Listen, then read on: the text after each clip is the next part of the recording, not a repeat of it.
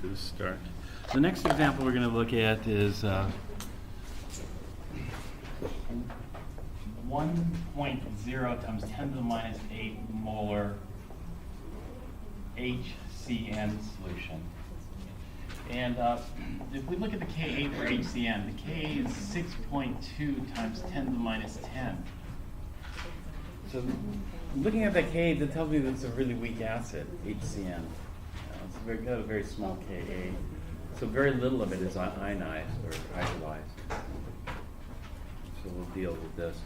Let's go ahead and set this up. This is actually a mixture. It's a mixture of acid and water. And so we actually have two equilibria that are happening here. The two equilibria, we got the Ka equilibria and we have Kw, right, which is for water ionization. So if we have water, which is going to be Kw, we've got two equilibria happening in the same container.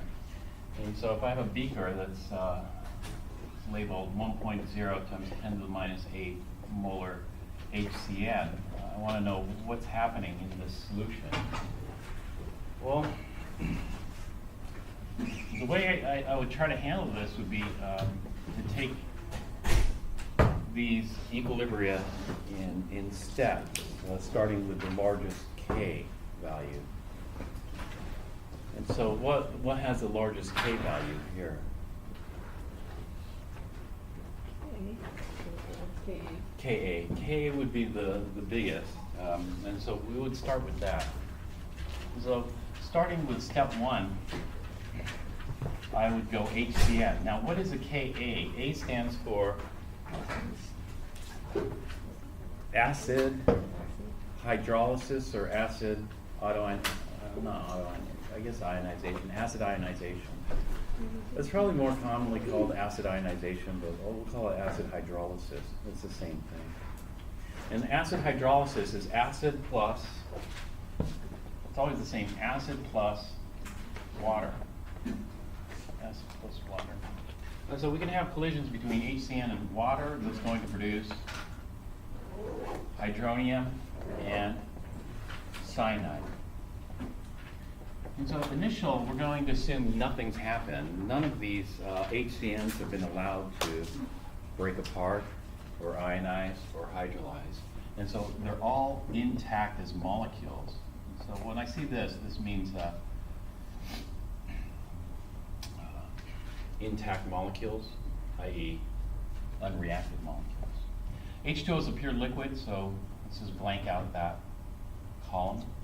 Hydronium is 0 because we haven't allowed this. We haven't allowed this to react yet. In other words, all we did was we reset it to the left. Right? There's some equilibrium here, but we're going to pretend it's never even started yet. And we're starting off with just HCN. Now we're going to allow it to equilibrate. And so when it equilibrates, we're going to lose some of this, but not all of it, because K is not very large. If K is very large, then it's very simple because it just is a one-way reaction. It goes to completion. This is a partial reaction because, and I don't actually expect X to be very big because K is so small. But anyway, go plus X. And so at equilibrium, I should see 1.0 times 10 to the minus 8 minus X molar here, and X molar here. And then we just solve for X. So let's do that up here. The Ka for this is going to equal the hydronium ion concentration at equilibrium times the cyanide concentration at equilibrium over the concentration of unionized molecules, HCN. And so this is going to be just X squared on the top times X divided by 1.0 times 10 to the minus 8 minus X. Do you expect the simplifying assumption to succeed here or fail here? My expectation is it should succeed here because K is so small. And so let's go ahead and give it a shot here. I would think it would succeed. This is going to give me x squared over 1.0 times 10 to the minus 8. Minus x is 1.0 times 10 to the minus 8, which means that x is going to equal, I don't have my calculator here. I really need to buy a calculator. One of those Casios or the equivalent. Actually, you know what? I don't need that. Or do I? Actually, I do need it.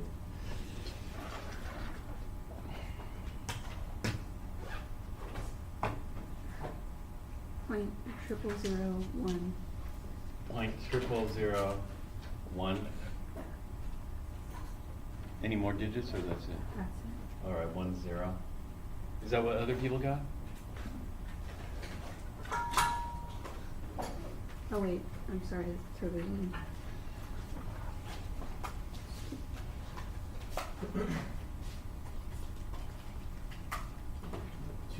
.48 Times 10 to the negative 9. Yeah, it's a 6.2. Square root of that. Around here, around 2.5. So we have to justify the simplifying assumption by looking at the percent change. This is 10 to the minus 9.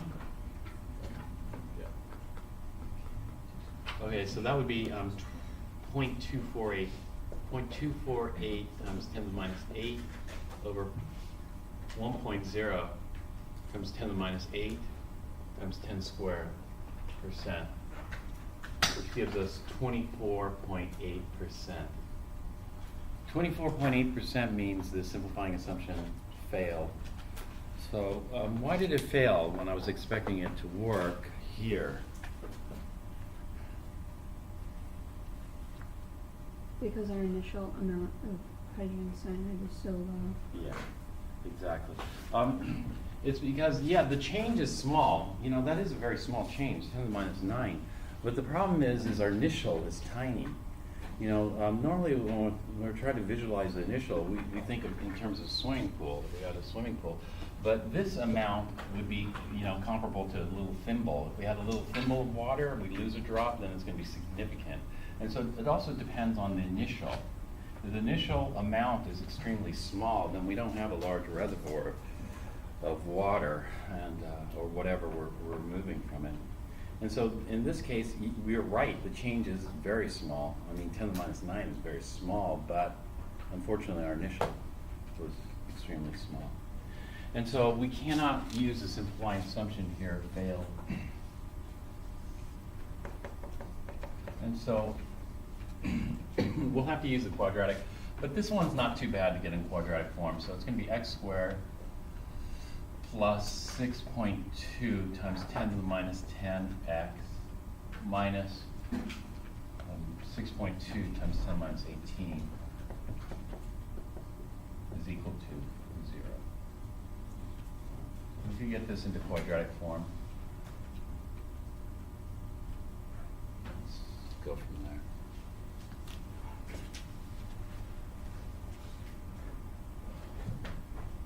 Can someone punch it out? Let's see. Get 2.199 2.199 times 10 to the negative 9. times 10 to the negative 9. Okay, do we have to do any kind of justification here? No justification is necessary because we aren't making any kind of assumption. This is just solving it using proper math. All right, so let's go ahead and see what your concentrations come out to. I'm going to get this times 10 to the minus 8 because that's what we started with. So if I make this bigger, they're going to make this smaller. So this is going to be 0.2199 times 10 to the minus 8. And so I have this, I have 1.0 times 10 to the minus 8 minus 0.2199 times 10 to the minus 8. So we're losing about 22% of our starting material. It's a significant change here. That's why the simplifying assumption failed. And so this is going to give us 0.7801 times 10 to the minus 8 molar. All right, then we go over to the hydronium, 2.199 times 10 to the minus 9 molar, and 2.199 times 10 to the minus 9 molar. And let's check our K value to make sure it calculates out correctly. So it would be 2.199 times 10 to the minus 9 squared divided by 0.7801.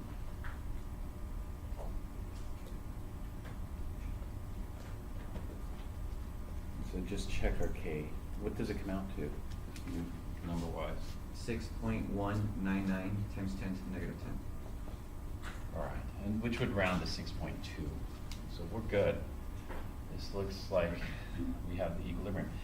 Well, this is the end of the line for HCN molecules because HCN does not participate in KW. And the same thing with cyanide. This would be the end of the line for cyanide. But the hydronium, this is not the end of the line for hydronium because KW also produces hydronium. And so what we're going to do is we're going to drop this down to step 2 and then see how much additional hydronium we generate from this. I mean, it's still here because this is all in the same beaker, but we need to move it down. And so even though the reason I cross it out is I don't have to cross it out. It's just, it's going to change, right? It's going to change with the next equilibrium, so I don't want to get confused.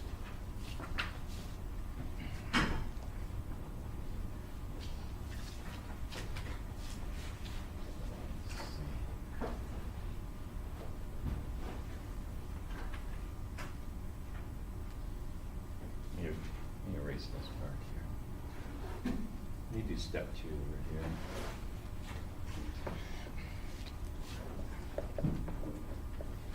Step 2 is KW, so H2O liquid plus H2O liquid gives us hydronium and hydroxide. Okay, H2O liquid's pure liquid, so we'll ignore those out of the ice table. And so the initial hydronium here is we're going to assume there's no initial hydronium from water hydrolysis. That is, everything's reset to the left over KW. But the initial hydronium from HCN is going to be 2.199 times 10 to the minus 9 molar. And there's no hydroxide from step 1, and there's no hydroxide from water because we haven't allowed water to react, or we just reset it to the left. There's 2 ways of thinking about it. All right, now this is from step 1. How much more hydronium will we get from step 2? So which way is the equilibrium going to shift? It's going to shift to the right because we're going to produce more hydronium. So this is going to be plus X molar, this is going to be plus X molar here. And so at equilibrium, we're going to have 2.199 times 10 to the minus 9 plus X molar, and then we'll have X molar here. And so the way I read this here is I have some hydronium from step 1, and I'm going to add some more hydronium from step 2 in the form of X from ice table number 2. And so let's figure out what X is here. And so we know that KW is memorized at 1.0 times 10 to the minus 14, which is equal to the hydronium ion concentration times the hydroxide. Water is a pure liquid, so this has an activity of 1, so we wouldn't divide by water. Concentration doesn't change either. And so this is going to be 2.199 times 10 to the minus 9 plus X times X. Now, if I look at K, you know, the additional hydronium I would expect to be small, you know, because K is so small. But I worry now. I worry because the initial amount is also small, so it might fail. But You know, I worry about it, but you know, I shouldn't worry about it. I should just do it because it doesn't take much time, right? And then, how do you know where the border of failure and success is? Do you know that exact border? The book tries to give you a little guideline. They tell you, why don't you calculate K over C, and if it comes out at 1,000 or greater, then it's likely to work. But that doesn't tell you the exact border. You know, and so sometimes you can just look at it and see it's going to work, but other times, I don't know. And so I'm just going to try it and see what happens. 2.199 times 10 to the minus 9 plus x is just going to be 2.199 times 10 to the minus x times x. And so x is going to equal 1.0 times 10 to the minus 14 divided by 2.199 times 10 to the minus 9, which gives us what?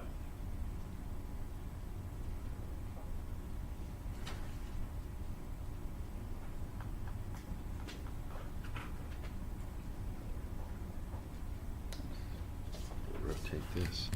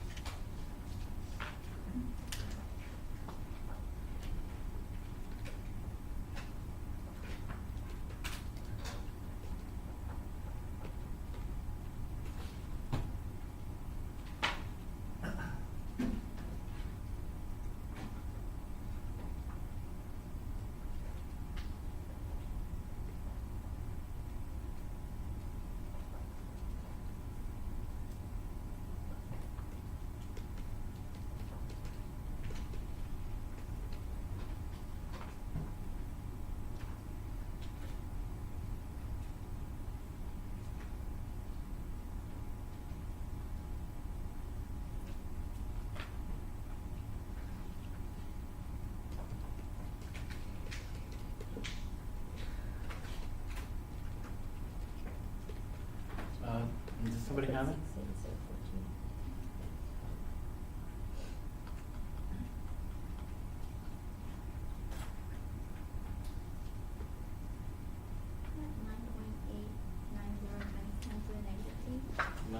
.8 times 10 to the negative 8.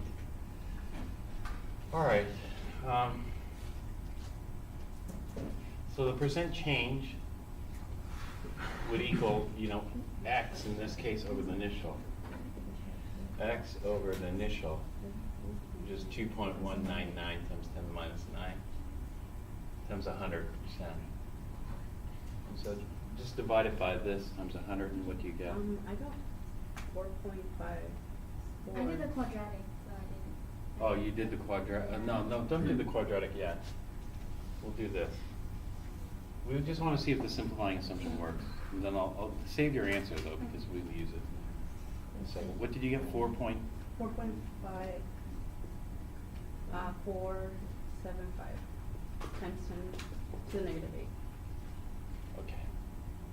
And did you calculate the percent change already? No, I didn't. The percent change would be the change over the initial. So in this case, the change is x. Sometimes the change is like 2x or 3x, so you have to be careful. Uh-huh. Yeah, that's what I thought. You got times 10 to the minus 6? Yeah. Then, you know what, we don't need to do this, because 10 to the minus 6 over 10 to the minus 9 is going to be 10 to the positive 3 times 10 squared is 10,000% change. The 10,000% change is going to be a huge fail. Right? So this was a fail. But you know, that's okay. So we have to use the quadratic. So let's go ahead and use the quadratic for this particular problem. So we can do that. Let me erase this since I failed. We'll set up the quadratic next. 10,000% change. So getting this into quadratic form is x squared plus 2.199 times 10 minus 9x minus 1.0 times 10 to the minus 14 is equal to 0. And so you did the quadratic? Yeah. What did you get for I that? got 9.890 times 10 to the negative 8. Is that what other people got for the quadratic? Okay, good. All right, so the change turned out to be pretty significant, and so let's get this in terms of 10 to the minus 9. So in terms of 10 to the minus 9, we have to make it bigger, 98.90 times 10 to the minus 9. And so if we calculate the hydronium, how much hydronium did we get from step 1? Well, we got 2.199 times 10 to the minus 9. How much hydronium did we get from step 2? From step 2, we got 98.90 times 10 to the minus 9.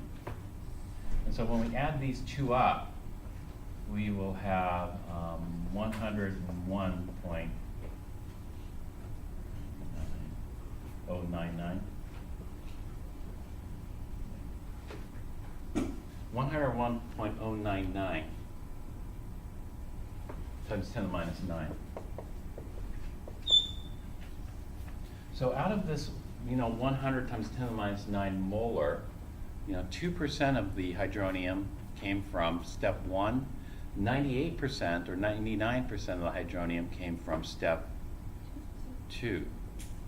And so step 2 is a huge contributor to the hydronium concentration here. Well, anyway, let's take a look at, make sure our calculation is correct by checking K. And so this is going to be 9.89 times 10 to the minus 8 molar for the hydroxide. And so if we check K, does it check out?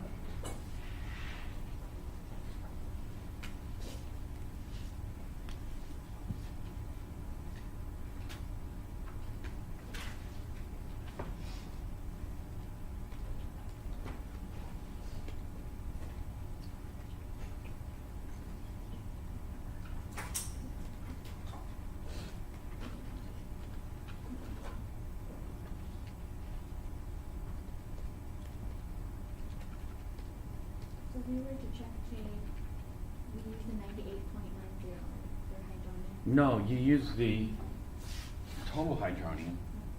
We don't use this. We have to use this.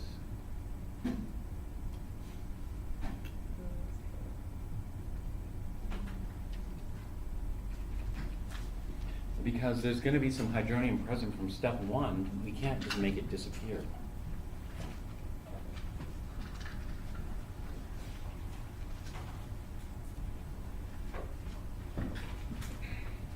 Does it check out? What does it come out to?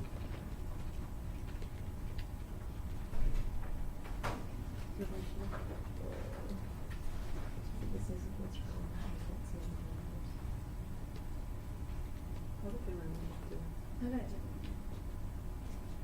Oh, you got a different one? What was it? What did you get? 9.99 Yeah, me too. times 10 to the negative 15, but if you All right. round it off to times 9.99 times 10 to the negative 15, which is going to equal 0.999 times 10 to the negative 14. And so if we round this up, it's going to give us to 2 sig figs. We're only allowed 2 sig figs. So rounded to 2 sig figs is going to give you, KW. yeah, 1.0 times. Okay. 10 No, to the it's sixth power. basing it on that one because you put negative 16, but it's actually negative 14. Yeah. I think it looks like the 16. Oh, sorry. Yeah, it's 14, negative 14. Okay, so we should get it right. Then it's right, yeah. In order to use the stepwise approach, what do we have to check? We're not done yet, because when we use the stepwise approach, using the stepwise approach is like using the simplifying assumption. We're doing a little trick to make the calculation easier. And so in order to use the simplifying assumption, we have to justify it. In order to use the stepwise approach, we also have to justify it. So how do we justify it? Why don't you look back and see what you're supposed to do for the justification, and then tell me, was it justified to use the stepwise approach or not in this particular problem?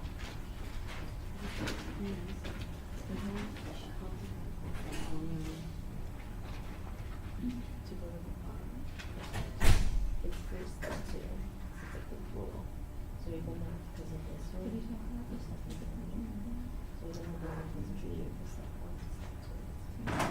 No, but how do we know that it's in hydraulic? Because the water is reacting. I mean, it's $40, but that's a decent amount. So this is still present in this reaction.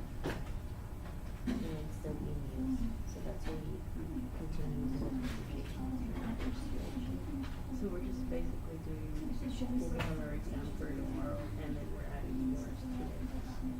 We're using the methods, like, solve for X. It's a two. But we're adding more concepts to it. So now instead of just, instead of just using one reaction, you're using one. And then you have focus for your second one too. Do you mind if I take a picture of your step exam? Like, which does what, and then the methods is focusing on it. These reactions are going straight, but then after the honey, this one's going straight lines. So Oh, so this this is, is an equal living concentration. These are just one-sided. Okay, that's it. Yeah. Some questions for that one, for the change. So Why did you shift it to the right? this one, this is strong, since it's one. For the change, it says plus X mol, no, for that one, plus X mol and plus X mol. Why did you Because shift this, we can't shift it to the left, there's zero here. Okay. We can only go up from zero, we can't go negative. So you shift it to the right because there's a zero on the Yes. We can't have a zero because the zero will make the, do the Q, you could do the Q calculation in your head. Products over reactant, products are zero. Zero is going to be smaller than any K value. I don't know, so translate that. We do percent, but that's what it's like.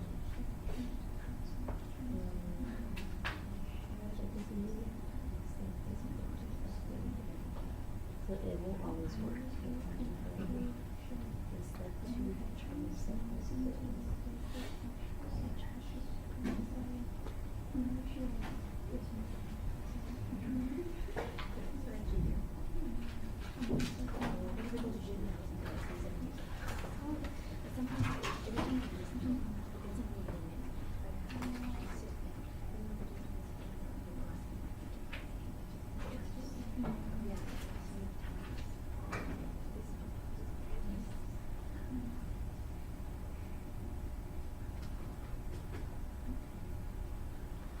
Dr. Chabot, Uh-huh. how would, what would have to be different about step 2 that would perturb the reaction in step 1? So how would step 2 perturb step 1? Would you have a very small amount of H3O in step 2, and that would cause a reverse reaction?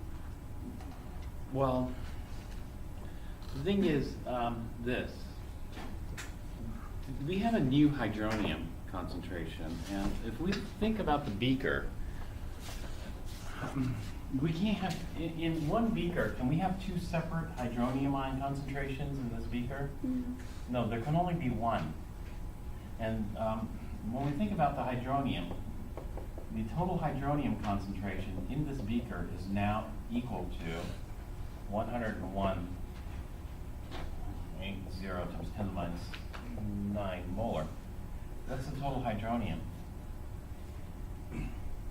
Which is fine, because that's what we get at the end of step 2. But remember, how did we double check step 1? Did the concentrations check out in step 1? When yeah, because it came out 6.199, that rounds to 6.2. But the reason why I X this out is because this is no longer the concentration. We just added another 98 to the 2 that was here. And really, the concentration here, because the concentration here and the concentration there have to be the same because this is in the same beaker. So now this is 101.099 times 10 to the minus 9 molar. You know, these two concentrations must be equal because it's, you know, like I said, we can't have two separate hydronium ion concentrations. And so what happened is this. Does this check out anymore? Will K work. No, K doesn't work, and this is an example of Le Chatelier's principle. Le Chatelier's principle says if we increase the hydronium here, this should shift left. Hey, but that's easy to fix because we know how to do that calculation. We did a couple of those, right? Le Chatelier's type shift calculation, but I usually reset it. And so what we could do is we could say that these are no longer at equilibrium, but these are our new initial conditions, right? Because this is not an equilibrium, so we'll call this the new initial. But I wouldn't want to solve this with these. I'd probably reset it and make it a little easier, but we don't have to. You know, we know it's going to shift this way, plus x, minus x, minus x. And then I could just resolve it and then calculate the shift to the left, and then I'll have my new hydronium concentration. But the problem is after I go through that calculation to fix this ice table number 1, that new hydronium ion concentration is going to screw up ice table number 2, because if this goes down, then this goes down, and this has got to shift to the right. And so what I have now is I have a endless loop, you know, where I fix one, other ones get screwed up. I fix that one, the previous one gets screwed up. I'll never converge on an answer, huh? Is this what is meant by a dynamic equilibrium? No, this is not what it's meant. Dynamic means the collisions never stop. I mean, you can never stop the collisions. The collisions are always happening, and that's the dynamic part. This is what we call an endless loop, or a you know, it's just stuck. You're never going to get out.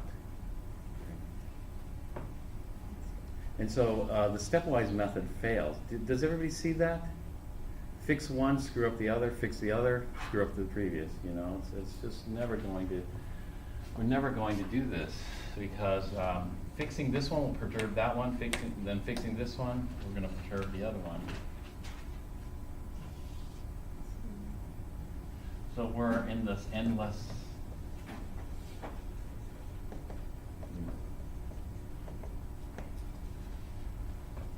stepwise fails.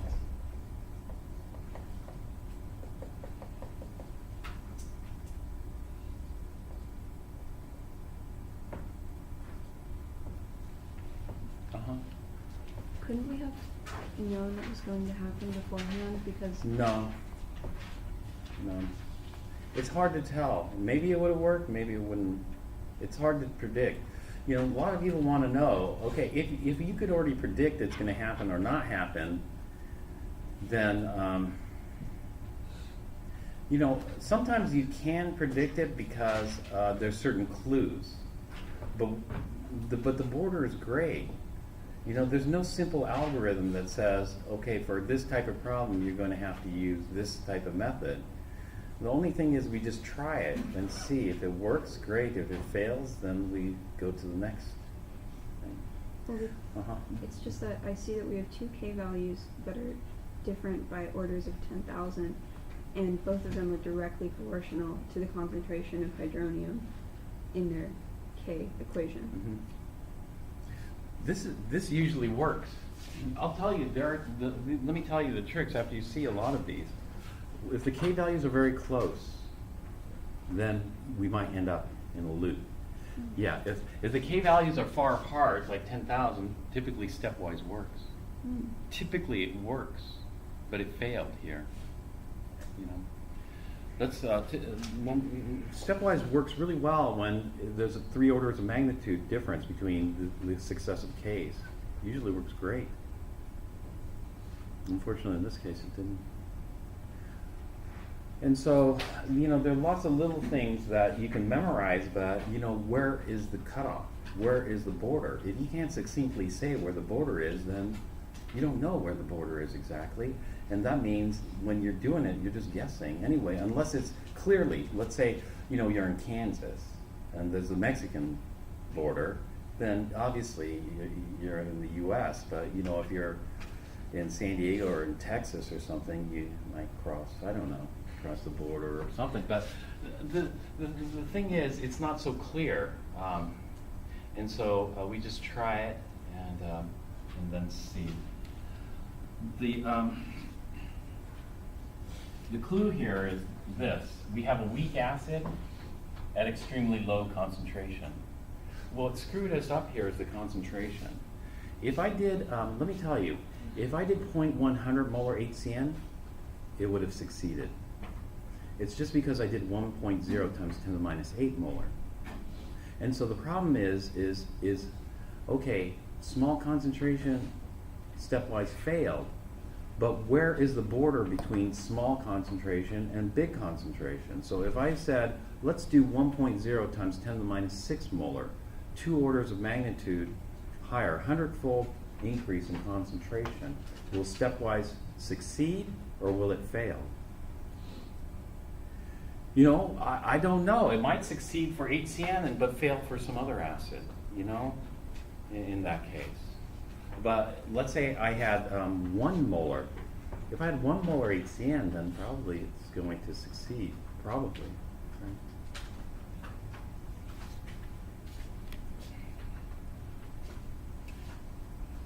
So, stepwise is actually a shortcut. I started off with a shortcut first, you know. It's like in Chem 4. In Chem 4, when you do the pH calculations, they start off with a shortcut. The shortcut is to ignore Kw. But the problem is they don't tell you that's a shortcut and you're ignoring Kw. I was wondering, how come for step 1 here, we found X by looking for Kw, but when we did the example with hydrochloric acid, we basically just subtracted the molarity of the hydrochloric acid and moved over to that. Well, because the Ka value, what's the Ka value for hydrochloric acid? You said it was very large. When it's very large, we can, look, there's no number there. Do you see there's no number there? It just says very large. And so if it just says very large, we're just going to assume it's infinitely large. We're just going to go 100% forward. It means there's 0 product left. You know, when you divide by 0, it should approach infinity. It's not infinite, though. You know, there's an actual number, but essentially it's so big that appears it's complete.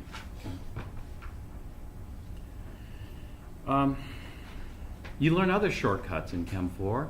You learned a shortcut with single replacement reaction, right? And so did they tell you your pH calculation could fail in Chem 4? Do you know that? If you tried to calculate the pH of 1.0 times 10 to the minus 8 molar HCl, this is an impossible calculation in Chem 4. Calculate the pH of 1.0 times 10 to the minus 8 molar HCl. 100% of the Chem 4 students will fail, right? 100%. Because they're going to get a pH of 8.00, and then they think, well, why? You know, why did it fail? I'm doing the calculation right. Because, you know, what they did was they just gave you the shortcut. Right? They didn't tell you the proper method. Or, what was the other example? I'll just skip the other example for now. Or this. You know, I'm telling you the easy way is to do it stepwise. It's stepwise, and most of the time it works okay. It's like the simplifying assumption. You know, the step 2 doesn't really perturb step 1. If step 2 doesn't really perturb step 1, then we're good. Like in the HCl example, step 2, did it perturb step 1? No, it didn't. It didn't. And so we're good there. But all multiple equilibria should be solved using what method? The proper method is this. All multiple equilibria should be solved using what method?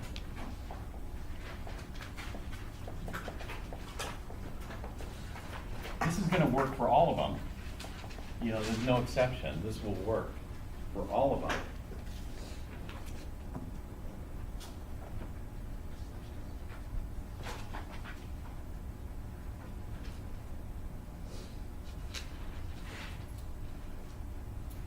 And what is that method?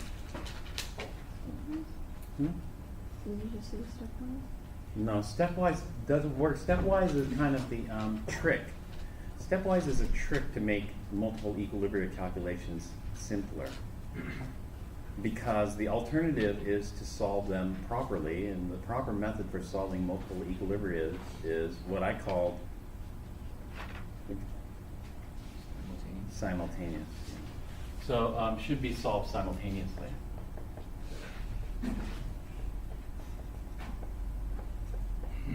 And so, that's what we have to do here. We have to solve these equilibria, not in successive steps, but we have to solve them together simultaneously. And so to solve this simultaneously, we look at both equilibria, HCN plus H2O liquid. This gives us hydronium and cyanide. And H2O liquid plus H2O liquid gives us hydronium and hydroxide.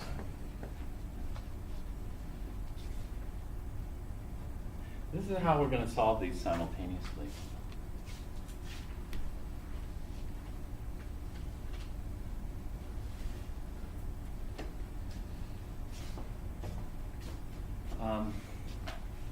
The way we're going to solve these simultaneously is this. We're going to assume that none of the HCN has reacted yet. If we assume none of the HCN has reacted, then we start off with just 1.0 times 10 to the minus 8 molar HCN molecules.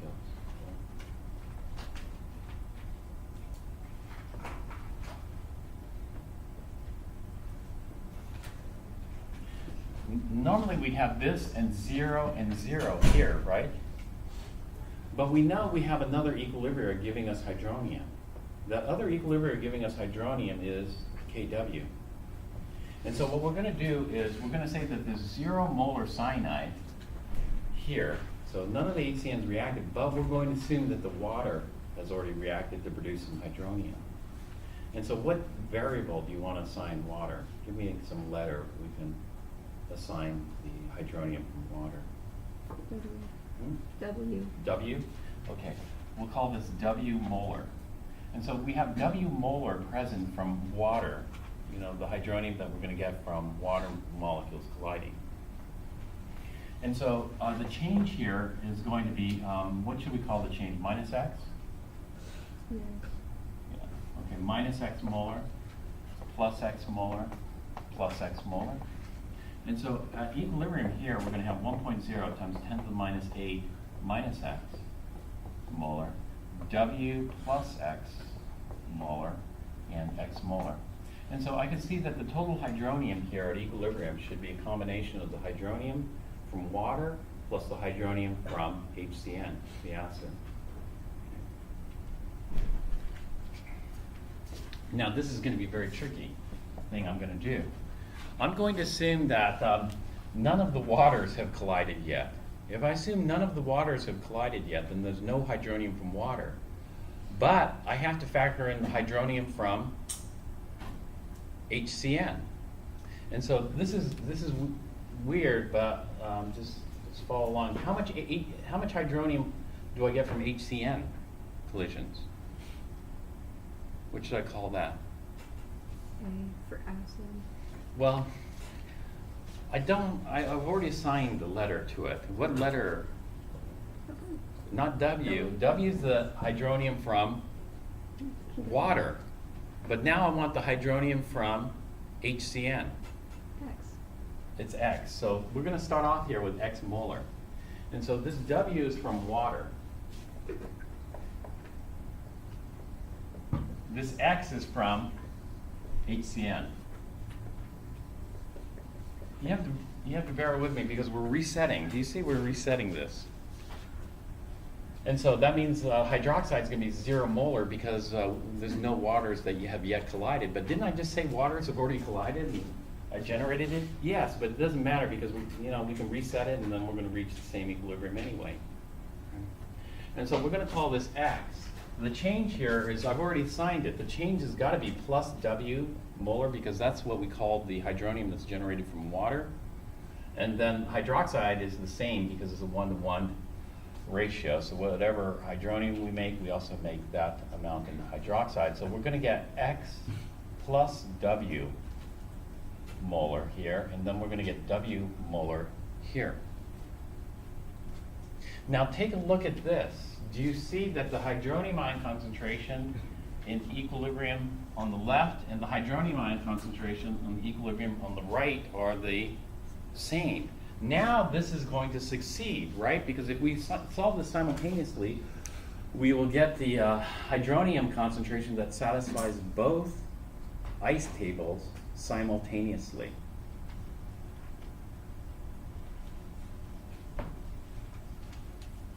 And so that's what we need. The problem is now we used to just have to solve for x. Now we have to solve for two unknowns. Everybody solved for two unknowns. We need what, two equations, solve for two unknowns? We have two equations, you know. What are the two equations that we have? KW and KA. Yeah, we have KW and KA. And so let's go ahead and write out the two equations for this. You know, the Ka is just going to be the hydronium times the cyanide divided by the HCN. Water is a pure liquid. Let's get rid of that. Same thing here. Water is a pure liquid, so we don't have to deal with that. So it's going to be, it looks like W plus X times X divided by 1.0 times 10 to the minus 8 minus X. We had already written the equation for this out. And then KW, this is going to equal 6.2 times 10 to the minus 10. KW is going to equal X plus W times W. X plus W times W. And this is equal to 1.0 times 10 to the minus 14. All right, so what I'd like you to do is I'd like you to solve this, you know, using algebra. Solve it and figure out what